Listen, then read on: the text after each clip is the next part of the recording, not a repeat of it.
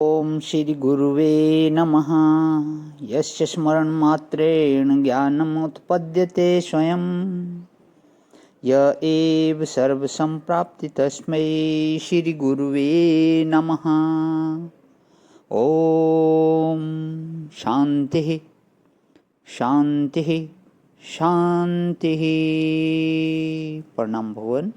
श्वेता श्वेत्रोपनिषद स्वामी श्री अखंडानंद सरस्वती जी महाराज का दिव्य ग्रंथ, जिसमें भगवान हमारा 52वां प्रवचन चल रहा है और इसमें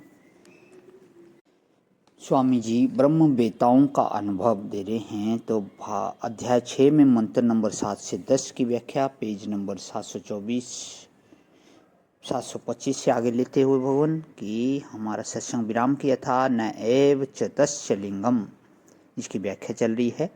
ईश्वर को लिंग शरीर नहीं है, माने सूक्ष्म शरीर नहीं है।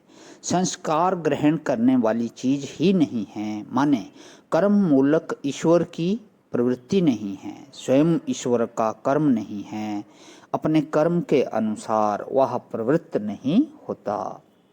अच्छा, लिंगम का दूसरा अर्थ है अनुमान। देखो, अग्नि का लिंग क्या है कि धुआं। तो जैसे धुआं देखकर पहाड़ में अग्नि होने का अनुमान होता है, पूंछ लगी देखकर समझ गया कि अरे भाई यह मनुष्य नहीं पशु है, ऐसे ही धुआं देखे समझ गए कि आग है। अब ईश्वर का कौन सा ऐसा लिंग है, कौन सा ऐसा अनुमापक चिन्ह है। लिंग माने अनुमापक चिन्ह। उसको न्याय की भाषा में लिंग परामर्श बोलते हैं, जिससे पकड़ में आ जाए। रसोई घर में देख करके यह बात ठीक समझ में आ जाए कि जहाँ जहाँ धुआं होता है वहाँ वहाँ आग होती है। किसी ने यह समझा कि जहाँ जहाँ आग होती है वहाँ वहाँ धुआं होता है, तो समझ लो कि बेवकूफ, जहाँ जहाँ आग होती है वहाँ वहाँ धुआं नहीं होता। बिना धुआं की भी आग होती है, लेकिन धुआं बिना आग के नहीं होता। जहाँ जहाँ धुआं है वहाँ वहाँ आग है। ये हमारे जो अनुमान है ना, वे दर्शन शास्त्र के अनुमान हैं, वस्तु का दर्शन कराने वाले। ईश्वर का कौन सा लिंग है? बोले कोई नहीं। सृष्टि बनाना? बोले अरे बाबा यह कुम्हार का काम नहीं करता है ईश्वर। बोले ईश्वर स्वयं बन गया सृष्टि। कि वह कोई माटी है? ऐसे कोई लिंग नहीं है। अनुमान से कोई चाहे कि हम ईश्वर को जान जाएं तो नहीं जान सकता। अंदाज लगाने से कि ऐसा होगा नहीं चलता। स कारणम, वह सबको पैदा करने वाला है।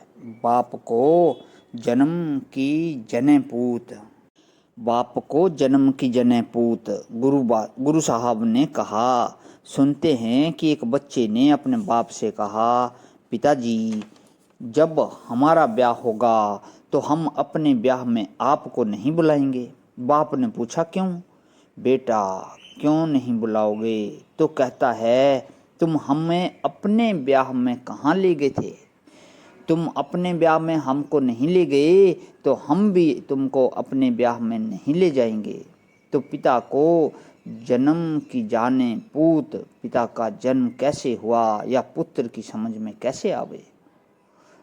वह सबका बाप है, वह मतलब ईश्वर सबका बाप है। अभिन्न निमित्तोपादान कारण, चेतन भी वही, जड़ भी वही, माटी भी वही, कुम्हार भी वही, स्वयं सर्वत्र रहकर चेतन अपने में सपूर्णात्मक आकृतियों को दिखा रहा है।